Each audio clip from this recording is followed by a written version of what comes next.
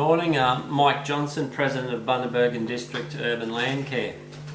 We are making this presentation today just to advise the citizens of Bundaberg District that Bundaberg's Regional Councillors have voted for a third time on our resolution which we wanted the area known as Gympie Estate joined in with Baldwin Wetlands proper, and it has been refused unanimously by council. It was a unanimous decision to vote the motion down to convert it to a conservation area.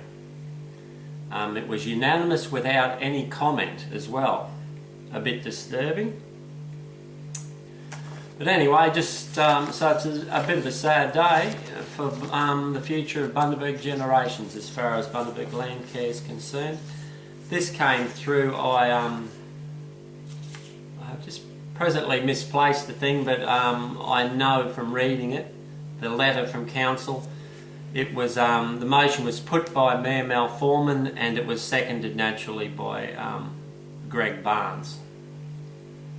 A man who hasn't done anything much for the environment here at Bargara. It should also be noted that Danny Rollinson, his portfolio is environment, no comment as well from him. As a matter of fact, as stated, not only was no comment from Mal Foreman, Greg Barnes, Danny Rollinson, Ross Sommerfeld, Judy Peters, Lynn Forgan, Alan Bush, or Councillor Batt, or Vince Haberman. No discussions were entered into. It was a unanimous decision. So people of Bundaberg, if you want names to put to what's happening down there when the bulldozers roll in, you think of those names and you write them a letter. They're the ones who apparently couldn't even put their hand up someone and say, do you think we should rethink this? Anyway, and not only was it our letter, of course, this time for the Bigger Better Baldwin campaign, there was 1,300 signature petition, plus a support letter from the Police Minister Jack Dempsey, and the previous Mayor of Bundaberg, Nita Cunningham, who had done quite a lot of work to save an area down there herself of Baldwin Swamp, which council wanted to sell for housing. By the way, that would have been under floodwaters now if that had gone through. So yes, a woman of vision, Nita. So anyway, with all those signatures and that, and those people for support, and I think it was Bundaberg Symphony Orchestra as well, signed out. They were the only community group that signed support as well. No discussion. Now the 1,300 signatures, the population of inner Bundaberg is 49,000 approximately. We had a petition put by Mr. Bob Barker for a dog off leash at Bargara. I think it had about 50 signatures on it. The petition wasn't even done to standard, with many not having addresses or phone numbers, and apparently that carried weight to create a dog off leash area on a turtle protection zone of Bargara. Yet we had 1,300 signatures. That's quite a large percentage. That usually carries weight. I'm a little bit disturbed by that, and I think the people of Bundaberg should be as well. That is so easily brushed aside. And those signatures, mind you, were done by volunteers at stalls and agro-trend and places like that. We haven't got the time and the resources to get it out there to the people. Many people don't even know. You know, I've done door knocks and such. So I think there's going to be a shock to the Bundaberg community when that starts getting bulldozed. And what was our vision for that area? Well, our vision was, as we stated here, we continue to request that Council consider this area be included in Baldwin Swamp for the future benefit of the residents of Bundaberg and surrounding districts. It is the last remaining area of native bushland remaining in the city surrounds, and it is a great opportunity for Council to show foresight in preserving it for future generations.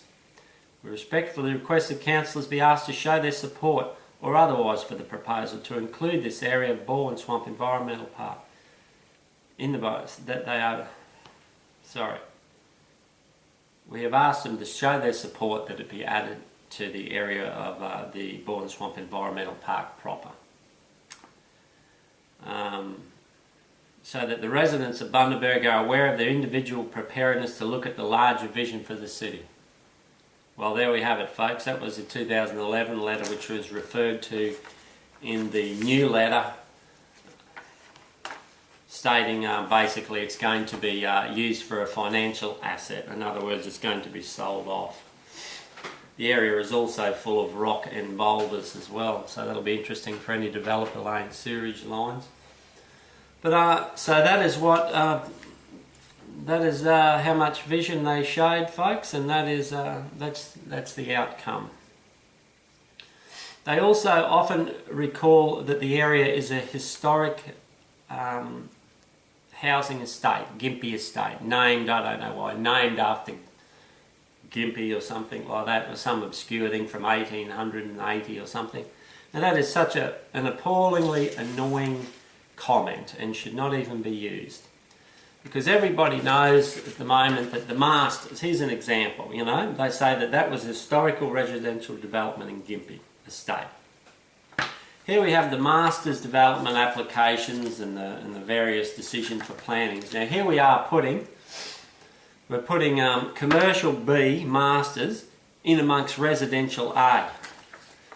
And then we got Jeff Senior asking should he call it in because Hydrox and them are, well, no, if it's Hydrox nominees are the one putting it forward. Basically it's Woolworths putting it forward, but obviously some of the other big like Kmart and those centres are opposing it. Now he's asking whether he should call it in, but call it in doesn't mean call it in, block it.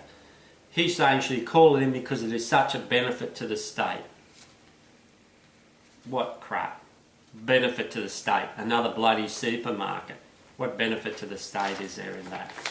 But what I'm actually getting to is the point is, here we are, the government as well as the council, changing residential A to commercial B. And yet apparently we can't change some environmental, a residential, proposed residential A, no houses yet, not like the other one. We can't change that into a conservation zone when it wouldn't even affect the person. That's why that argument holds no water, never has. It's just a prop that's constantly used. So folks, I think it's about the 17th of May today. That's the very sad outcome for Bundaberg and district. Who knows how long it'll be before the bulldozers roll into that area. So if you see this video beforehand, the best thing you can do is either ring your councillors, and if people don't wish to do that, get on and email them. Email every single one and say you want this area safe for the future, for your children, for the wildlife of Bundaberg, to keep the beauty of the place. It is a beautiful green heart and it should be kept for future generations. There is ample room for housing around Bundaberg. That is a non-argument. And as I said, the whole area is full of black soil and large boulders which move and create a lot of havoc already for the housing estates adjacent. It busts pipes, cracks foundations. So it's a nightmare for a developer. But anyway, apparently money trumps environment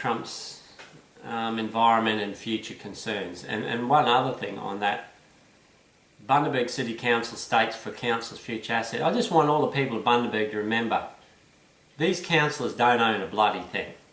You elect them. They are your representative. The land that they own is your land.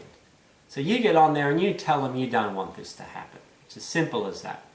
And be aware of that with all government decisions regarding government land. It is your land. It is your country.